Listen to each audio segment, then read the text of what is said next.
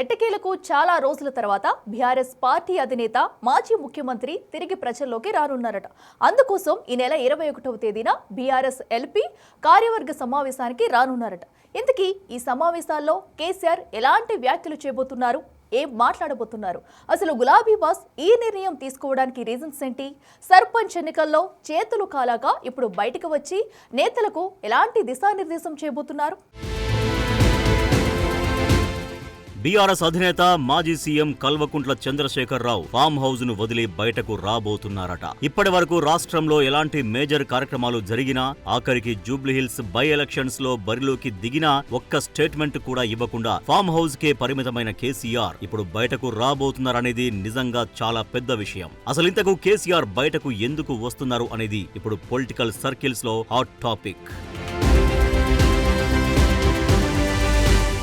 ఈ నెల 21న BRS LP సమావేశం నిర్వహించనున్నారు. అదే సమయంలో పార్టీ రాష్ట్ర కార్యవర్గ సమావేశం కూడా నిర్వహించాలని నిర్ణయించారు. ఇప్పటికే ప్రజలతో పాటు పార్టీ నేతలకు కూడా కేసీఆర్ పార్టీకి దూరంగా ఉంటున్నారు అనే ఫీలింగ్ వచ్చేసింది. దీంతో అప్పుడప్పుడైనా కనిపించకపోతే ఇక మొత్తానికే చెడ్డ పేరు వస్తుందనుకున్నారో లేక తనను మర్చిపోతున్నారు అనుకున్నారో కానీ బయటకు రావాలని మాత్రం డిసైడ్ అయ్యారు గులాబీ బాస్.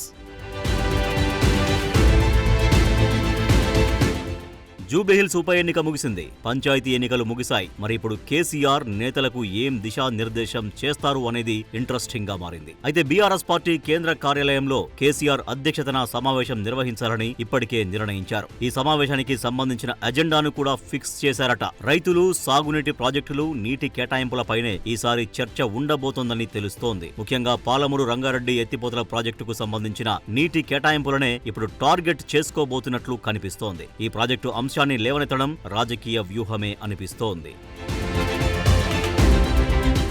గత కొన్ని నెలలుగా ఈ ప్రాజెక్టు గురించి సీఎం రేవంత్ రెడ్డి అనేకసార్లు ప్రస్తావించారు. బీఆర్ఎస్ హయాంలో ఈ ప్రాజెక్టును అటకెక్కించారంటూ విమర్శించారు. ఈ వ్యాఖ్యలకు కౌంటర్ గా గత బీఆర్ఎస్ ప్రభుత్వం పాలమూరు రంగారెడ్డి ఎత్తిపోతల ప్రాజెక్టుకు 91 టీఎంసీలు కేటాయిస్తే కాంగ్రెస్ ప్రభుత్వం కేవలం 45 టీఎంసీలు ఇస్తే చాలని కేంద్రం ముందు ఎలా ఒప్పుకుంది అనే అంశాన్ని లేవనెత్తాలని డిసైడ్ అయినట్లు తెలుస్తోంది.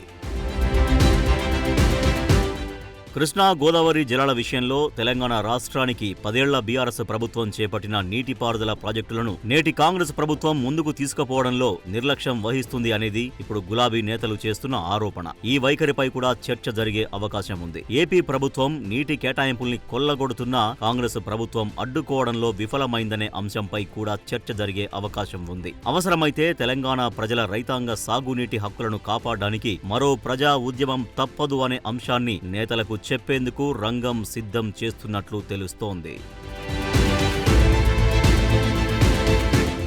తెలంగాణకు కేంద్రంలోని బీజేపీ చేస్తున్న అన్యాయాన్ని కూడా ఎండగట్టాలని గులాబీ బాస్ ఫిక్స్ అయినట్టు తెలుస్తోంది. రాష్ట్రానికి ముఖ్యంగా పాలమూరు రంగారెడ్డి కారణంగా నల్లగొండ ప్రజల రైతాంగ ప్రయోజనాలు దెబ్బతింటున్నా 8 మంది బీజేపీ ఎంపీలు ఉండి కూడా ఒక్కరూ మాట్లాడకపోవడాన్ని ప్రజల్లోకి తీసుకెళ్లేందుకు రంగం సిద్ధం చేస్తున్నట్లు తెలుస్తోంది. మరోవైపు అసెంబ్లీ సమావేశాలకు తెలంగాణ ప్రభుత్వం రంగం సిద్ధం చేస్తోంది. ఈ సమావేశాల ప్రస్తావన కూడా ఈ భేటీలో వచ్చే అవకాశం ఉంది. బీఆర్ఎస్ ఎల్పీ సమావేశంలో దీనికి సంబంధించిన దిశానిర్దేశం చేస్తారు అనే చర్చ అయితే పార్టీ వర్గాల్లో జరుగుతోంది.